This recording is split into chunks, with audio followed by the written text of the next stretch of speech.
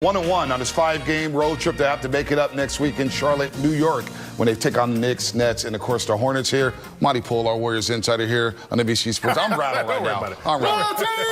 Come on, let's get this together, man. NBA champion Festus Ezeli. I am Bonte Hill. I am rattled right now after the Warriors failed to win their 6 in a row, which would have been a season high. But the non-Steph minutes tonight, minus 19, and too many turnovers down the stretch there, and they fall to the Sixers, who give them credit. They were hungry tonight on national television. Well, the Philadelphia 76ers are one of the worst offensive teams in the league. And tonight, the Warriors just let the role players get crazy out there. Quentin Grimes, Kelly Oubre, former Golden State Warrior Kelly Oubre, really led the charge in the first half for the Philadelphia 76ers. The Warriors really had Steph, really the only person going in the first half. What do you have in the first half? He had 19 points. The other 4 starters had 17. 17 points. And so the Warriors were really struggling to get going. Steve Kerr tried different lineups. Even to start the game, this is the 34th different starting lineup the Warriors have had. Yeah. And Steve Kerr kept trying to plug and play different guys, different positions. Just wasn't enough. And the Warriors, they wish they can get back at least 11 layups tonight. They missed so many different layups. Yes, you gave up these points. Yes, your defense let you down. But the layups, that one is hard to imagine, Monty. Layups have been a season-long problem, though. Admit it. It's hard to deal with that one. But yeah, as the season goes on and you get down to the final 6 weeks of the season, you can't be missing layups. But tonight, you understand why they went after Jimmy Butler.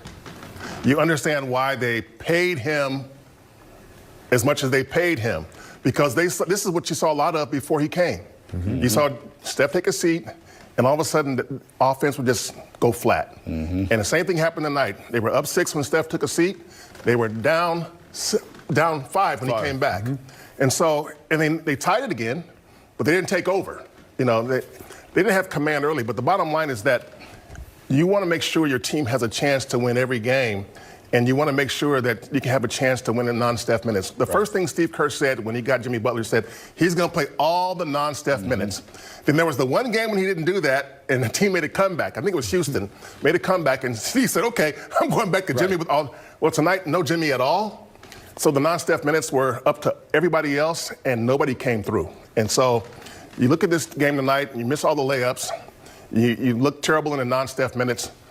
You add it up and you lose a game. Minus 19 in the non-Steph minutes in the first half. They're up 30, first quarter, they're up 30-24. Steph exits the game with about 2:07 left in the first quarter. He returns to the game 7 minutes and 21 seconds later. Next thing you know, the Warriors are down 5 as they scored only 7 points in 7 minutes and 21 seconds. And they fall to 1-22 when trailing after the third quarter. That's a problem they have to rectify down the stretch here. But let's pick up the tape, crunch time tape here, as the Warriors did fight back.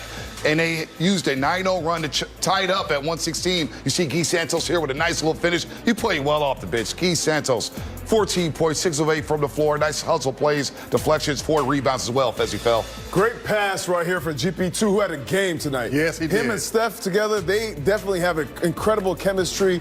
It just wasn't enough because this guy right here, Quentin Grimes, that point of attack defense was not on him tonight because it was on Tyrese Maxey and Paul George the whole night. Yeah, how about Yabusele, your boy from France? Yeah.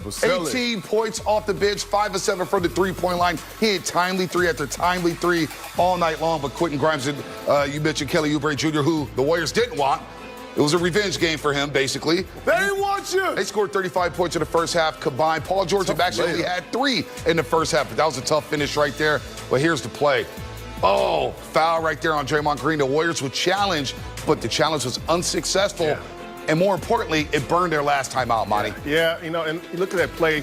Now, I'm not sure why they challenged it. You know, Draymond must have been very forceful. But when you look at the replay, you can see that this wasn't one of those kick-out situations. And so, and they could really have used that timeout. This was the shot of the game. PG, Paul George right there, Monty. That was a night shot. He scored 14 of his 17 in the second half, and the Warriors dropped this one to the Philadelphia 76ers, who are 1-10 in the month of February. But it is March Madness now, right? So it's a new calendar. They're looking to get into that 10th spot. But the Warriors had an opportunity to move up 2 games on the Dallas Mavericks, and they blow that here, so they'll have to bounce back Monday against the Hornets. You wasted some really good play by Steph and Gary Payton II. I mean, I thought GP2 was huge in this game, and the one thing I was surprised by is that Steve Kerr stayed with him on Maxey. and Grimes was running wild, and nobody could stop Grimes. Would you have switched it? I mean, you had to think about that. Maxey was cold. Right. He hadn't shot well the last game, so he stayed with him on Maxey. Maxey never got going really, but Quentin Grimes was smoking him, and nobody really could stop him. Makes you think like Dallas traded him away for Caleb Martin. I was just about to say that, Bonte. Man, Nico Harrison is watching this like, oh, man, these fans are about to be on me again. Quentin Grimes tonight, coming off the bench, he was terrific. His speed, his athleticism. You said that from the first possession of the game. He drove by somebody. I think it was Quentin Post to start the game. It's going to be a tough matchup. He's got speed, he's got size, he's got athleticism. He missed some tough free throws, which could cost him at the end of the game. But at that point, he already had 40-plus points. He did his job tonight. Going against the third-place defender. The Warriors right now, they miss Jimmy Butler, but they also miss Jonathan Kuminga. These are two of their top defenders. And not having them tonight hurt. Obviously, Jimmy Butler's presence in the paint, that's one thing. The Philadelphia 76ers outshot the Warriors' free throws. More attempts, 11 more attempts tonight than the Warriors. That was one thing. That's the Jimmy Butler presence thing as well. But the defense, that's one thing. The Warriors, they lost a little bit of that swagger. They got to get it back if they're going to go. Well, they also, tonight, I thought there were too many times when they didn't look agile on defense. They didn't look agile. And you mentioned the play at the beginning of the game when Quentin looked like he was stuck. Right. And so, again, Jimmy Butler's a different dude. And if he's out there, those layups and those paint forays aren't as easy. So they've been doing pretty good on the point of attack defense. And Maxey did not hurt them. That was the main guy you worry about. But Quentin Grimes was shooting inside, outside, all three levels.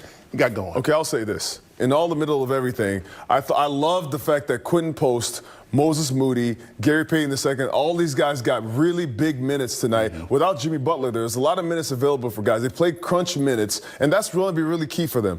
There's some mistakes made at the end of the game. Draymond tried to pass it right back to Guy Santos at the end of the game. Those are little plays that the guys are going to learn from that they're going to use in the future. But without Jimmy Butler, this guy's going to have to figure out how to play the non-Steph minutes better. Without Jimmy Butler, really did the Warriors in. And on that 17-2 run, the Sixers went on in the second quarter. Again, the non-Steph Curry minutes, they were at minus 19 tonight when Steph Curry wasn't on the floor. And this is where the Sixers took control of this basketball game, and they led the rest of the way. Yeah. They go up here, and they built a 15-point lead midway through the third quarter. They ended the first half up 12, and this is when they got rolling, Monty. Yeah, you look at this, and I think it's give Warriors credit. They never stopped, but every time Steph went to the bench, you saw what happened. And so he probably rested shorter than he normally would, certainly in the second half, but you had to have him out there because the Sixers kept, every time he went to the bench, that lead did like this. And so tonight, it's one of those games when you look back and you go, well, yeah, we missed a bunch of layups. And I mean a lot of layups. And some of those layups were uncontested. I mean, Draymond missed at least three that were right there and nobody defending him. So, but there were some mistakes late in this game, too. I mean, Buddy Hield, going over to defend somebody he's double teaming a guy in the corner when he left somebody open. Paul George. Yeah, you don't do that, And so there's some mistakes you make, and in the end, the Warriors, they asked for this loss. Yep, no doubt about it. Quentin Grimes, that's why they lost. He had a career high 44 points, 18 to 24. He was 8 of 9 in the first half, and he kept it rolling in the third quarter. Look at this. He was just straight drive-bys, flybys, I mean. Yep. And then, of course, the three-point shot was rolling for him. This young man could shoot it. He did this with the University of Houston under Kelvin Sampson. He's been a hot commodity as a young player, obviously signed with the Mavericks coming over from the New York Knicks. But tonight he had his moment on national television. 44 points, Fez. He fell for a career high. Yeah, Bonte, this was a big statement game for the Philadelphia 76ers. You might not look like it because they are 12th right now in the Eastern Conference. But Joel Embiid just got ruled out for the rest of the season. So they have to come out tonight and figure out what they're going to do the rest of the season. Are they going to lay down and tank for the rest of the season, or are they going to fight back? And tonight you saw them fighting. You saw Quentin Grimes and really Tyrese Maxey and Paul George didn't have a great night. But the rest of the guys, the bench, Kelly Oubre, the former Warrior, these guys fought and really brought this team in. They got some really good pieces. Yabusele coming off the bench. He was strong, made some big shots at the end of the game. Quentin Grimes is one of those players that I think that they can build with in this period right now where they're trying to make a run. This game, you saw their pride. This is the first game they've played since Joel's been ruled out for the season. That's right. And they're like, okay, we don't have Joel now. What are we going to do? And you saw them. They brought it. They kept coming to the Warriors. The Warriors came in hot, and they didn't care about that. They said, okay, we're coming in cold, they're coming in hot, but they're in our house. Let's do what we got to do. And when Steph went down, they took off. Well, Steph Curry tonight is 7th double-double of the season, and the season high 13 assists. He had 29 points, 13 assists, and it looked like he was in for one of those 40 burgers or a 50 burger. He had it rolling early, but Nick Nurse went to some janky defenses, started blitzing Steph and doubling him, and the others got going. Draymond Green scored 13 in the second half, all 13. Quentin Post had 16 and 9, but Steph Curry right now is on a roll, Fezzi. Steph is playing unbelievable basketball right now, and Steph is really trying to do everything he could. He did everything tonight that he could to get the Warriors this win. Getting to the rim, shooting from the three-point line, a few bailout shots here and there, just getting the Warriors going. And the 13 assists is Steph doing it all. Right. Not only is he scoring, he's also getting, he's 13 of the 33 assists tonight. I think Steph Curry is doing everything he can to push this Warriors to the finish line because he understands the importance of this moment. You don't want to get to the end of the season trying to make up wins there because it's going to be dangerous at the end. He got a dunk. He got a dunk. First dunk since 20.